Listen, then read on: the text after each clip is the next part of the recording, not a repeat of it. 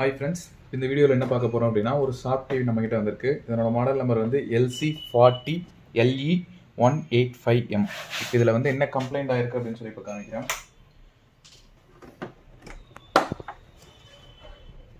இது power on பண்ணோம் அப்படின்னா ஜஸ்ட் வந்து இந்த சென்சார் லைட் வந்து ரெட்டிலிருந்து க்ரீனுக்கு மாறிக்குது. மறுபடியும் ஒரு ஃபியூ செகண்ட்லேயே வந்து மறுபடியும் ரெட் லைட் வந்து பிளிங்க் ஆகிட்டு ரெட் லைட் மாறிடுது. இதுதான் இதனோட ப்ராப்ளம். டிஸ்பிளேல வந்து டோட்டலாக எதுவுமே வரல, பேக் லைட் எதுவுமே ஆன் ஆகலை. இந்த கம்ப்ளைண்ட் இப்போ வந்து நம்ம ரெட்டிஃபை பண்ண போகிறோம். ரெட் லைட் மாறிடுச்சு ஆட்டோமேட்டிக்காக. இப்போ இது வந்து ப்ரொடக்ஷனுக்கு போகுது. ஷார்ப் டிவி பொறுத்தளவு கண்டிப்பாக வந்து பேக் லைட் கம்ப்ளைண்ட் ஆனாலோ இல்லை வேறு ஏதாச்சும் இஷ்யூனாலோ உடனே ப்ரொடக்ஷனுக்கு போயிடும். இந்த ப்ரொடக்ஷனை வந்து பேக் லைட் மாற்றணும் அப்படின்னாலும் இல்லை என்ன பண்ணணும் அப்படின்னாலும் கம்பல்சரி வந்து அந்த ப்ரொடக்ஷனை வந்து ரீசெட் கொடுக்கணும். சர்வீஸ் மோடில் போயிட்டு நம்ம ரீசெட் கொடுத்தோம் அப்படின்னாவே ரீசெட் ஆகிக்கும். இப்போ நம்ம இந்த டிவிக்கு சொல்யூஷன் பண்ணலாம்.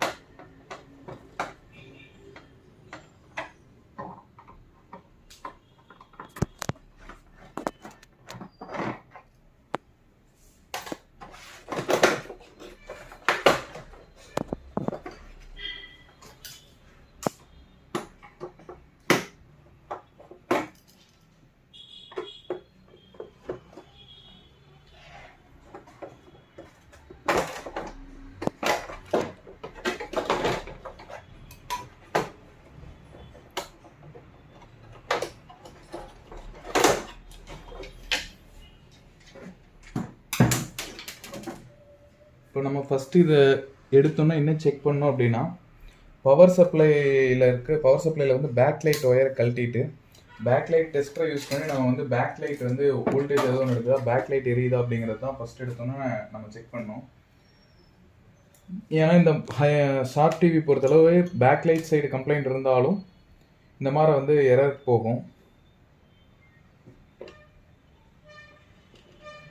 இப்போ நான் இது பேக் லைட் டெஸ்டர் போட்டு இது பண்ணுறேன். இப்போ பேக் லைட் வோல்டேஜ் எதுவுமே எடுத்துக்கல. அதனால் இது ஃபஸ்ட்டு வந்து கம்ப்ளைண்ட் வந்து பேக் லைட் அப்படிங்கிறத வந்து ஃபைண்ட் அவுட் பண்ணிக்கலாம். இப்போ நம்ம இதுக்கு வந்து பேக் லைட்டை ஃபஸ்ட்டு ரீப்ளேஸ் பண்ணலாம்.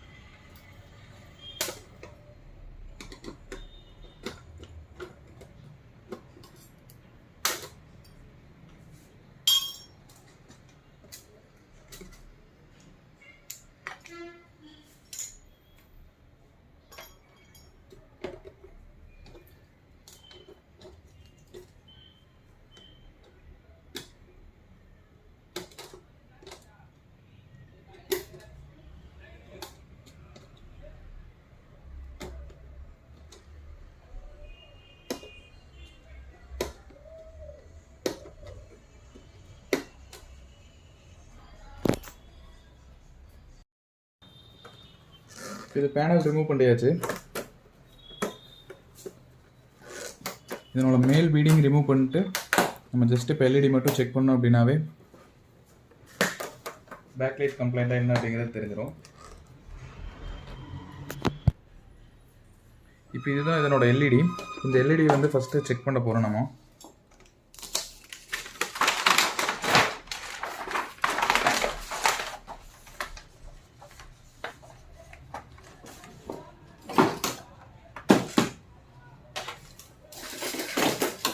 எல்இடி செக் பண்ணுறப்ப கம்பல்சரி வந்து போர்டில் வந்து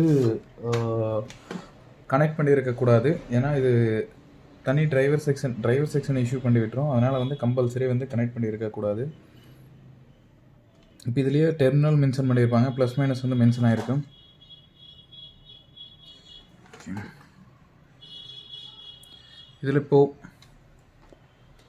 இதில் பார்த்தீங்க அப்படின்னா இந்த ஸ்ட்ரிப் எரியுது ப்ளஸ் இந்த ஸ்ட்ரிப்பும் எரியுது. பட் ஆனால் இந்த ஸ்ட்ரிப் வந்து டோட்டலாக போயிருக்கு. இந்த எல்இடி இதுலேயும் இந்த எல்இடி மட்டும்தான் போயிருக்கு. இப்போ இது வந்து நம்ம என்ன பண்ண போகிறோம் அப்படின்னா, சேம் எல்இடி நம்மக்கிட்ட அவைலபிள் இருக்குது. அந்த எல்இடி வந்து இப்போ இதுக்கு டோட்டலாக தான் ரீப்ளேஸ் பண்ண போகிறோம். எப்போ எல்இடி மாற்றணும் அப்படின்னாலும் கம்பல்சரி வந்து டோட்டலாக தான் எல்இடி ஃபுல்லாக தான் மாற்றி ஆகணும். ஒரு எல்இடி ஸ்ட்ரிப் மட்டும் மாற்றணும் அப்படின்னா கண்டிப்பாக ரிட்டன் கம்ப்ளைண்ட் வரும். அதனால் கம்பல்சரி எல்லா எல்இடி எடுத்துகிட்டு வேறு எல்இடி புதுசாக ரீப்ளேஸ் பண்ணுறதா ரெக்கமெண்டாக இருக்கும். ஃபஸ்ட்டு இந்த கனெக்டரை வந்து ஜஸ்ட்டு ரிமூவ் பண்ணுறோம். நம்ம இந்த கனெக்டர் ரிமூவ் பண்ணிட்டு ஜஸ்ட் இந்த எல்இடி வந்து நம்ம ரிமூவ் பண்ணிக்கலாம்.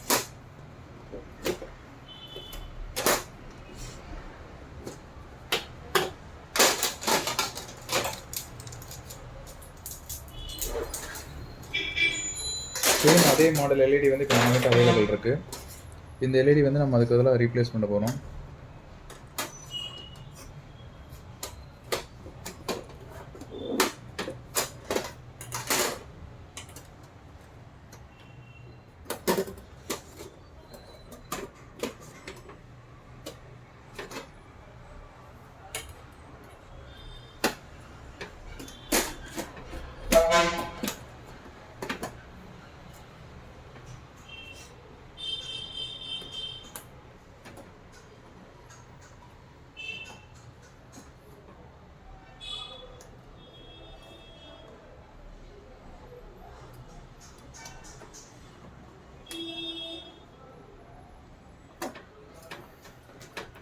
இந்த எல்இடி ரீப்ளேஸ் பண்ணதுக்கப்புறம் மறுபடியும் அதனோட பழைய இதெல்லாமே எடுத்து அதே மாதிரி பேக் பண்ணிடலாம்.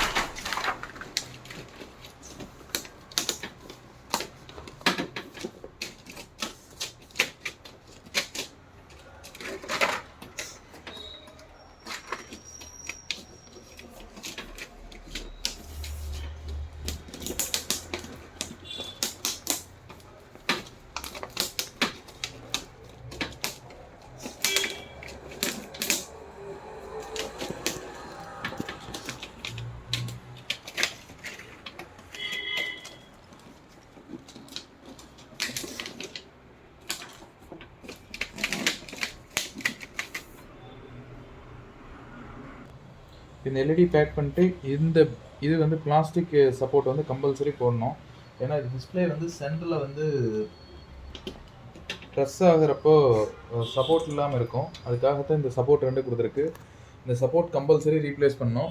நம்ம ரீப்ளேஸ் பண்ணாமல் விட்டுட்டோம் அப்படின்னா சென்டரில் சப்போர்ட் இல்லாதனால டிஸ்பிளே வந்து பெண்ட் ஆகிறதுக்கும் வாய்ப்பு இருக்குது, ப்ளஸ் வந்து ப்ரோக்கன் ஆகிறதுக்கும் வாய்ப்பு இருக்குது.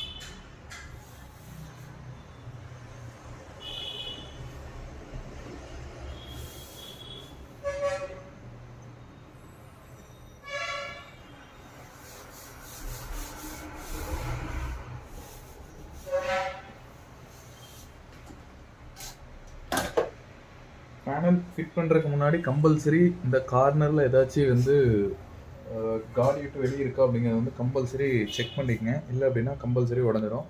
அதே மாதிரி இந்த பீலிங்கில் வந்து பேக் சைடு இந்த காடி ஏதாச்சும் வந்து டேமேஜ் ஆயிருக்கா அப்படிங்கிறதையும் வந்து கம்பல்சரி செக் பண்ணிக்கங்க. ஏன்னா இந்த காடி ப்ரெஸ் பண்ணுறப்ப டிஸ்பிளே வந்து டேமேஜ் பண்ணுறதுக்கு வாய்ப்புகள் அதிகமாக இருக்குது.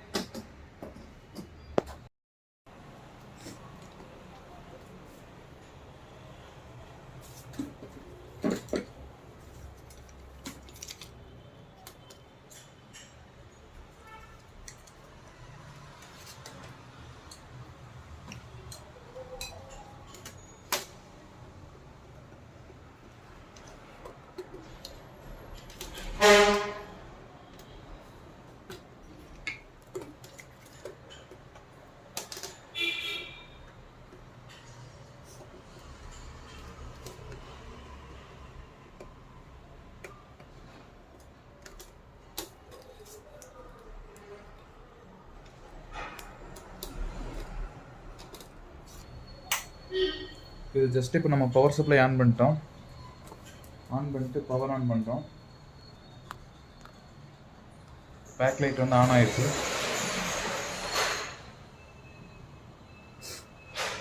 லோகோ லோட் ஆக ஆரம்பிச்சிருச்சு. இது ஆன் ஆனதுக்கு அப்புறம் கம்பல்சரி சர்வீஸ் மோட் ஓப்பன் பண்ணி அதில் வந்து எரரை வந்து கிளியர் பண்ணணும். எரர் கிளியர் பண்ணால் மட்டும்தான் இது வந்து மறுபடியும் ஒர்க் ஆகும். இல்லை அப்படின்னா இந்த மாதிரி வந்து மறுபடியும் எரர் கோடுக்கு போக ஆரம்பிச்சிடும். இப்போ இந்த எரர் கிளியர் பண்ணுறது வந்து எப்படி பண்ணலாம் அப்படின்னு சொல்லி இப்போ பார்க்க போகிறோம். எரர் கிளியர் பண்ணுறதுக்கு இந்த இடத்துல இருக்கக்கூடிய பவர் ஆன் பட்டன் ப்ளஸ் வந்து இதில் இன்புட் பட்டன் இது ரெண்டையும் வந்து ஹோல்ட் பண்ணி பிடிச்சிட்டு அதுக்கப்புறம் பவர் ஆன் பண்ணணும். இப்போ ஹோல்ட் பண்ணி பிடிச்சிட்டு நான் பவர் ஆன் பண்ண போகிறேன். ஜஸ்ட் இது ரெண்டையுமே ஹோல்ட் பண்ணி பிடிச்சிட்டேன். சென்சார் லைட் வந்து இந்த இடத்துல பிளிங்க் ஆகுது உங்களுக்கு காமிக்கிறோம். இந்த இடத்துல பார்த்தீங்க அப்படின்னா இந்த சென்சார் லைட் வந்து பிளிங்க் ஆக ஆரம்பிக்குது, தெரியுதுங்களா? இது பிளிங்க் ஆகிட்டு இருக்கு. ஜஸ்ட் இப்போ நம்ம கையை ரிமூவ் பண்ணிட்டோம் அப்படின்னா இது வந்து ஆன் ஆகிடும்.